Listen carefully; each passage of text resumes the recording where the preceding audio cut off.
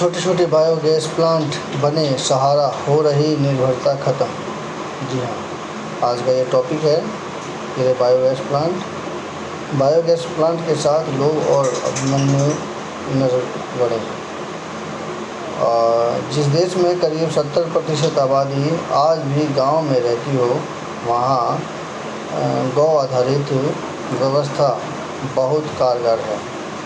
ऐसे में छोटे छोटे बायोगैस प्लांट अपनाकर ऊर्जा के क्षेत्र में आत्मनिर्भर होना कोई मुश्किल काम नहीं है। ये केंद्रीय मंत्री बोल रहे हैं, वल्लभ भाई। महाराष्ट्र के ओझर स्थित गणेश मंदिर बायोगैस का एक अच्छा उदाहरण है। यहाँ जैविक कचरे से बनी गैस का उपयोग करके प्रतिदिन करीब 1000 लोगों को भोजन कराया जाता है। डॉक्टर संतोष सहारे इन्होंने कहा है,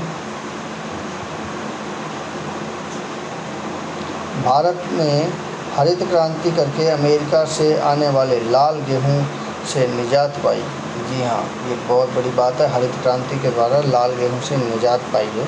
श्वेत क्रांति से दूध उत्पादन वाले कई गुना बढ़ चुका है। अब देश गौ आधारित अर्थव्यवस्था से होने वाली क्रांति से ऊर्जा संकट के समाधान की ओर भी बढ़ चला है।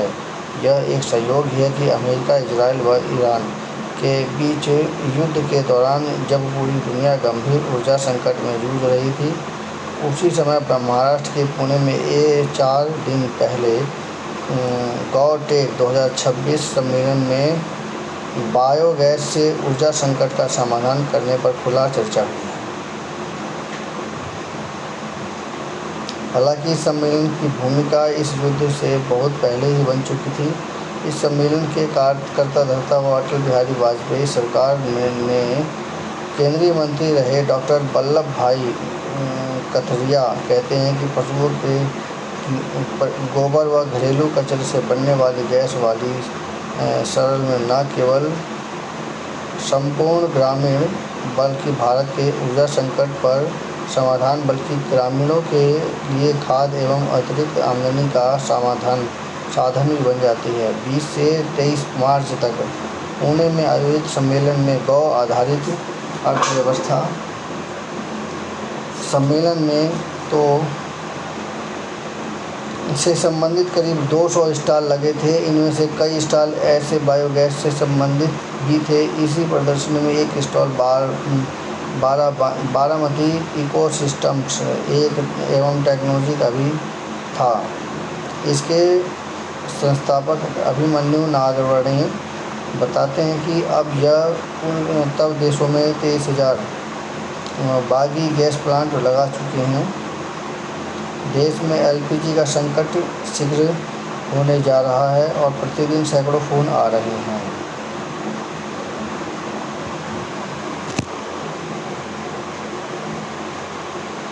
बीस से 23 मार्च तक पुणे में आयोजित सम्मेलन में गौ आधारित अर्थव्यवस्था से संबंधित करीब 200 स्टॉल लगे थे। इनमें से कई स्टॉल बायोगैस से संबंधित थे। इस प्रदर्शनी में एक स्टॉल बारामती इकोसिस्टम एवं टेक्नोलॉजी का भी था। इसके संस्थापक अभिमन्यु नागवणे बताते हैं कि जब तक देश में 23,000 बायोगैस प्लांट लग चुके हैं। देश में एलपीजी का संकट शुरू होने के बाद से प्रतिदिन सैकड़ों फोन आ रहे हैं। सोनपुर जिले के माणेगांव में वह एक साथ 120, 2 पुणे में डीजे बॉडी में करीब 80 बायोगैस प्लांट लगा चुके हैं। नागवणे के अनुसार इसके द्वारा स्थापित किए जाने वाले बायोगैस प्लांट छत पर रखी जाने वाली पानी की टंकियां जैसे पीवीसी टैंक से बनाए जाते हैं। इन्हें इस्तेमाल करना आसान होता है। इसके बीच परिवार सिर्फ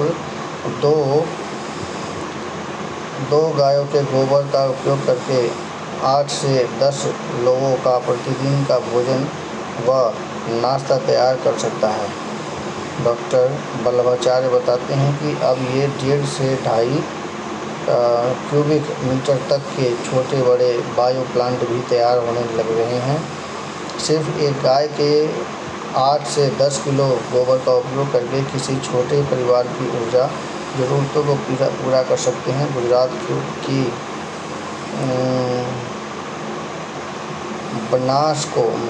के Banas co operative dairy Bhopal से गोबर लेकर सीएनजी प्लांट चलाती हैं।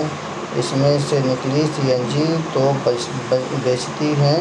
हाइड्रोजन गैस एवं कार्बन डाइऑक्साइड भी अलग अलग करके उनका व्यावसायिक उपयोग करती हैं। गुजरात के भावनगर जिले में पूरा लखावड़ गांव ही बायोगैस बन चुका है। यहाँ तो लड़के जुगाड़ तकनीकी से बायोगैस का उपयोग कर बाइक भी चलाते हैं। सम्मेलन में शामिल होने जा रहे डॉक्टर संतोष सहारे काफ़ी समय से वाणी गैस के क्षेत्र में काम कर रहे हैं। इंडो वेजिटेबल्स डेवलपमेंट एसोसिएशन के उपाध्यक्ष सहानी कहते हैं कि बायोगैस जहां प्राथमिक क्षेत्रों में ऊर्जा का कारण खेत बन सकती है, वहीं खाद्यान्न एवं शहरी क्षेत्र में एलपीजी व पीएनजी जैसे गैसों का विकल्प बन सकते हैं। तो समीक्षा कैसी लगी कृपया कमेंट कीजिए, चैनल को सब्सक्राइब कीजिए। धन्यवाद।